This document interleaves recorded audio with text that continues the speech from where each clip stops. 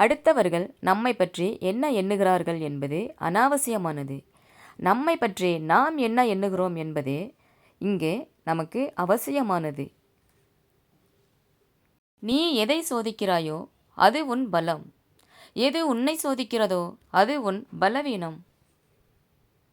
உடைந்த பொருளை மறுமுறை ஒட்ட வைத்து அலங்காரம் செய்தாலும் அதன் பழைய அழகை பெற இயலாது. இப்படித்தான் சில உறவுகளும். பெற்றோரிடம் பேசும்போது சற்று நிதானமாக பேசுங்கள். அவர்கள் உங்களிடத்தில் கடன்படவில்லை, நீங்கள் தான் நன்றி கடன் பட்டிருக்கிறீர்கள் அவர்களிடத்தில். அதனால் பெற்றோர்களிடத்தில் பேசும்போது நிதானமாகவே பேசுங்கள். பிள்ளைகளுக்காக உழைக்கும்போது இழந்து போனது இளமை. பேர குழந்தைகளோடு கொஞ்சி விளையாடும்போது திரும்பவும் வந்து விடுகிறது அந்த இளமை. பெண்களின் சாபமோ என்னவோ, ரசிக்க தெரியாத ஆணிடம்தான் அன்பான பெண்கள் சிக்கிக் கொள்கிறார்கள். ரசிக்க தெரிந்த ஆண்களிடம் அன்பான பெண்கள் கிடைப்பதில்லை. முதல் முறை யோசித்தால்தான் யோசனை, பலமுறை யோசித்தால் அதற்கு பெயர் குழப்பம். அதனால் பலமுறை யோசிப்பதை தவிர்த்து விடலாம்.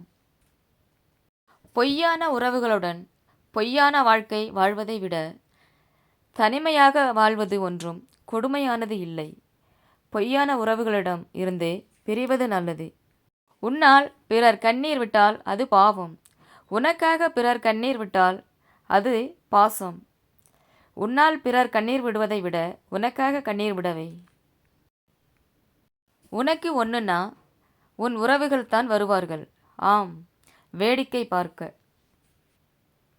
தூரத்தில் இருந்தே பார்க்க பழகி கொண்டால் நிலவு மட்டுமல்ல, சில உறவுகளும் அழகாகத்தான் இருக்கும்.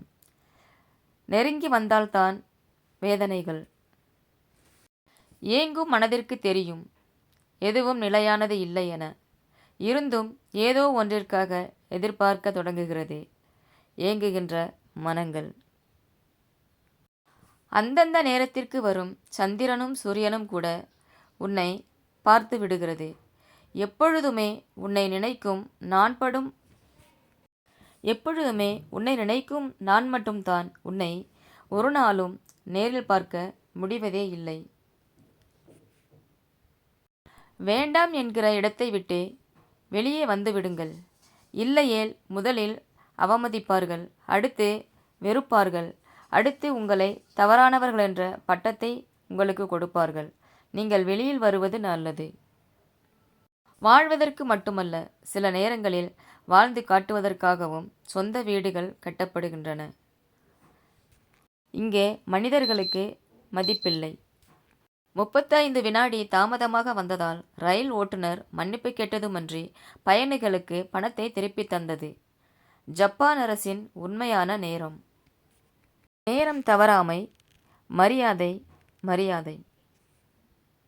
இலவசமாக கிடைத்தால் அறிவுரைகள் புறக்கணிக்கப்படுகின்றன. இழப்புகளுக்கு பின் கிடைப்பதால் அனுபவங்கள் போற்றப்படுகின்றன. இலவசமாக கிடைக்கும் எதற்குமே மனிதர்களிடம் மதிப்பில்லை. நடப்பதெல்லாம் நன்மைக்கே என்று போய்கொண்டே இரு. நம்மால் சில விஷயங்களை புரிந்து கொள்ள முடியாது. ஆனால் இறைவனுடைய கணக்கே துல்லியமாக இருக்கும். அது ஒருபோதும் மாறவே மாறாது. பக்கபலமாக இருக்க வேண்டிய உறவுகள் எல்லாம் தவறான புரிந்து கொள்ளுதலினால் நம்மை பலவீனப்படுத்தி செல்கிறது. வார்த்தைகளாலும் செய்கைகளாலும். பணம் சொத்து மட்டுமே வாழ்க்கையா? அரவணைத்த தாய் தந்தை, அன்போடு வரவேற்கும் மனைவி, அன்போடு கட்டி போடும் பிள்ளைகள், அரட்டி உறுத்தும் பேர பிள்ளைகள், அனைத்தையும் பகிரும் நட்பும் சுற்றமும் அமைவதுதான் வாழ்க்கை. தகுதியற்ற தலைவர்களால் ஒரு நாடு நாசமாய் போவதில்லை. தகுதியற்ற தலைவர்களை தேர்ந்தெடுக்கும் மக்களாலே அந்த நாடு நாசமாய் போய்விடுகிறது. எல்லா முடிவுகளும் மக்கள் கையில்தான் இருக்கிறது. யாரென்று அறியாத ஒருவர் துன்பப்படும் போது ஓடிச் சென்று உதவும் குணமே மனிதநேயம். உதவும் குணத்தோடு நாம் வாழ்வோம். ஏழைக்கும் உணவுக்கு தட்டுப்பாடு, பணக்காரனுக்கு உணவுக்கு கட்டுப்பாடு. நவீன உலகில் மனிதன் படும் பாடு. இதுதான் பெரிய வேடிக்கை. ஒரு புத்தகத்தை திரும்ப திரும்ப எத்தனை முறை படித்தாலும் அதன் முடிவு மாறப்போவதில்லை. அதேபோல்தான் சில உறவுகளும். எத்தனைதான் சொன்னாலும் அவர்களுடைய குணங்களை அவர்கள் மாற்றிக்கொள்ளப் போவதே இல்லை. வார்த்தையால் பேசுவதை விட வாழ்ந்து காட்டுவதே மிக மிக சிறப்பானது. காதலிக்க பெண் வேண்டும், கட்டியணைக்க பெண் வேண்டும், கல்யாணத்துக்கு பெண் வேண்டும், சோறாக்க பெண் வேண்டும், சுகம் படுக்க பெண் வேண்டும், குழந்தை கொடுக்க பெண் வேண்டும். ஆனால் குழந்தை மட்டும் ஆணாக வேண்டும். என்ன நியாயம் இது? எல்லாத்துக்கும் பெண். கடமைக்காக சில முகம், காரியத்திற்காக சில முகம், தேவைக்காக சில முகம், ஒட்டு உறிஞ்சியாக சில முகம். இவர்களுடன் தான் நாம் பயணிக்க வேண்டும். முடிந்தவரை விலகி வாழ்வதே மிகவும் நல்லது. தாய்மார்களின் கௌரவம்தான் தனியார் பள்ளிகளின் வருமானம். தாய்மார்களின் கௌரவம். நீ ஒருவரை ஏற்றிவிடும் ஒவ்வொரு புயமும் உன்னுடைய வெற்றிதான். தயங்காமல் அடுத்தவர்களை ஏற்றிவிடு. தன்னை அழகியாய் நினைத்து கொண்டு டப்மாஸ் செய்யும் பெண்களை விட தன் குடும்பத்தை அழகாக்க உழைக்கும் பெண்கள்தான் உண்மையான பேரழகிகள். உலகத்தில் மிகவும் அழகானவர்கள் மற்றவர்கள் சந்தோஷத்தை பார்த்து தானும் சந்தோஷப்படுவார்கள். இவர்கள்தான் உண்மையில் பேரழகிகள். பாக்கெட் மணி பிள்ளைகளுக்கு மட்டுமல்ல, இல்லத்திலுள்ள முதியோர்களுக்கும் கொடுத்து பழகுங்கள். வயதானவர்களுக்கு தேவைகள் இல்லை என எந்த அகராதியிலும் இன்னும் எழுதப்படவில்லை. எல்லோருக்கும் தேவைகள் உண்டு. உங்களை யாராவது ஒரு அடி தள்ளி வைப்பது போல் தெரிந்தால் நீங்கள் அவர்களை 10 அடி தள்ளி வைக்க கற்றுக்கொள்ளுங்கள். அது யாராக இருந்தாலும் சரி, தயங்கவே வேண்டாம். பெற்றோர்களின் வாழ்க்கையே குழந்தைகளின் பாட புத்தகம். பெற்றோர்களின் வாழ்க்கை. தாயின் அழுகைக்கு ஆறுதல் சொல்லும் பிள்ளைகள் அதிகம் வந்துவிட்டனர். ஆனால் தந்தையின் அழுகைக்கு தாங்கிக் கொள்ளும் பிள்ளைகள் இன்னும் பிறக்கவில்லை என்பதே உண்மை. தந்தையின் அழுகை வெளியில் தெரியாது. வாழ்க்கை விளையாடுகிறது அனைவரிடமும். அனைவரின் வலியும் ஒன்றுதான். ஆனால் அனைவரின் தைரியமும் வேறுபட்டது. சிலர் விரக்தி அடைந்து சிதறிவிடுகிறார்கள். சிலர் போராடி பிரகாசிக்கிறார்கள். இதுதான் வாழ்க்கை.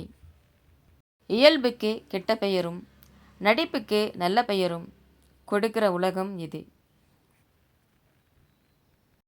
நினைக்காத போது கிடைக்கும் வாய்ப்புகள்தான் வாழ்க்கையில் நிறைவான மகிழ்ச்சியை தந்து செல்கிறது. நாம் எதிர்பார்க்கும் போது மகிழ்ச்சி நமக்கு கிடைப்பதில்லை. கடந்த கால காதலின் நாட்களை எண்ணி நிகழ்காலம் இது முன்னமும் செல்லலாம், பின்னும் செல்லலாம். நின்ற இடத்தில் நின்று கொண்டே நினைவின் வழி நெஞ்சில் வழி வர செயல்படுகிறது. ஒரு சோற்று பருக்கையின் மதிப்பு சிதறவிட்ட நமக்கு தெரியாது. அதை எடுத்து செல்லும் எறும்புக்குத்தான் தெரியும் ஒரு சோற்று பருக்கையின் மதிப்பு என்னவென்று. எந்த நேரத்தில் என்னென்ன திருப்பங்கள் நடக்கும்னு எவராலும் யூகிக்க முடியாது. உலகின் மிகப்பெரிய மர்மம் நாவல் மனிதனின் மனம். முட்டை வெளியே இருந்து உடைந்தால் வாழ்க்கை அழிந்துவிடும். அதுவே உள்ளிருந்து வெளியே உடைந்து வந்தால் ஒரு வாழ்க்கை உருவாகும். அதுபோல்தான் நம் வாழ்க்கையும். எந்தவொரு மாற்றமும் நமக்குள்ளிருந்து வர வேண்டும். அப்பொழுதுதான் வாழ்க்கை.